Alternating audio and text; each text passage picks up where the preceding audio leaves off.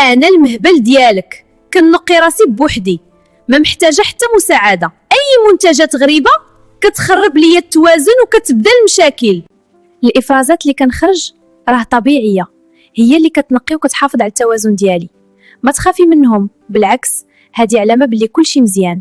الدوش المهبلي كيخرب التوازن ديال البي اش، وهذا هو الحاجز اللي كيحميني لا تخرب. كيبدا الحريق والحكه ومشاكل بزاف. الحل راه بسيط بزاف وما محتاج تعقيدات. غسله خفيفه من برا بالماء وصابون طبيعي كافيه ووافيه، ما تحتاجي تدخلي حتى حاجه لداخل.